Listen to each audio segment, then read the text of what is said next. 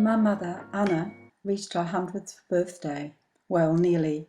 Born in 1911, she died 2010. What are the secrets to ageing well? We asked 24 Australian and 18 UK centenarians to talk. Their backgrounds, class, educational levels, and economic circumstances differed. One remarkable feature shared by centenarians was their ability to deal with stress. Centenarians gave us some advice about ageing well. Edward said, "Don't worry." Minnie's advice was to just keep going. Olive agreed. She said, "You just have to plod on." Alison remarked, "I just accept what comes." "I just get on with it," said Frank. I was fortunate to have my mother as friend for such a long time. I heard about stressful events that influenced her life, although she didn't call them as stress.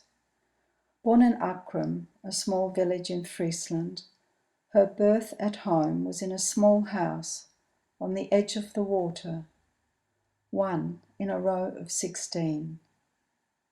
There were 9 children in her family, 4 older and 4 younger. I asked her what was important. I loved reading. I joined the village library when I was 7. Gulliver's Travels, I enjoyed that book. And we played and played in the fields. We invented hundreds of games. In the summer we danced barefoot in the village square. You can't dance in clogs. In the winter we skated on ice. Anna's childhood coincided with the First World War. Holland was neutral. She recalled refugees from Belgium arriving in the village. We housed a soldier who deserted. I remember seeing his leather boots on the stairs. Money was scarce during the war. Her parents started selling baked goods and grocery items. By the time Anna was 10, the family had a corner grocery store in the village. Brothers and sisters had to help. "I was doing well at school and I was sad when I had to leave," she said. "My brother Dawa was sick. I had to stay home to look after him. His illness started with salivating. I noticed the drooling at first. In the end, he couldn't swallow. He died very slowly in the winter of 1923. He was 8. I was 11. I started work then at the village bakery, scrubbing floors and cleaning. Books were my salvation to further education. I made good friends. My younger sister and I were close. I met your father when I was on vacation in Oosterbeek near Arnhem. Sitting under a tree at the edge of the woods, reading a book, I saw a man approach on a bicycle. He stopped, tilted his hat, and politely asked me for street directions. I told him I was not local. It was a pick-up line, I realised afterwards. He'd been born and bred in Arnhem. He could dream its streets. That is how our relationship started.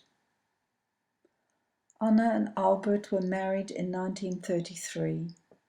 Albert worked for an insurance company, RVS. 2 sons, Jules, 1935, and Willem, 1937, were born. They lived in a corner house. The family was comfortable. Jules and Willem grew up during World War II. In the first years of the war, my parents hid 2 Jewish neighbours upstairs on Rapopseweg in Arnhem. Penalty would have been death. In 1944, the city was evacuated. A bridge too far was Arnhem's story. Carrying their belongings on their bikes, The family fled to Friesland. 1 year later they returned. The windowless house was still standing. I was born in 1946. Jules and Willem wanted to migrate before they were called up for compulsory military training. They'd seen enough of the war growing up. In the effort to keep the family together, it was agreed that Adelaide was the destination for the entire family. In the wet winter of 1956, we arrived at the Woodside Army Barracks in the Adelaide Hills. A Nissen hut was our first home, temporarily. Anna was homesick. She missed her large family and gezelligheid. Albert spoke English, she did not. Already in their 50th year, they made few friends, but did everything together. My father died in 1990. Jules a decade earlier. Willem in 2009. Rembrandt's court became Anna's home. By then, she was fluent in both Dutch and English. But in this setting, there was an additional bonus. She could speak her first language. She felt at home for the first time.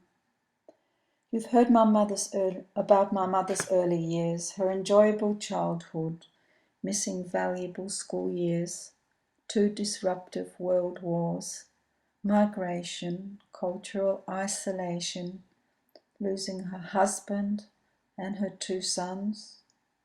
Like other centenarians, she just pushed on with living, despite many stressful life events.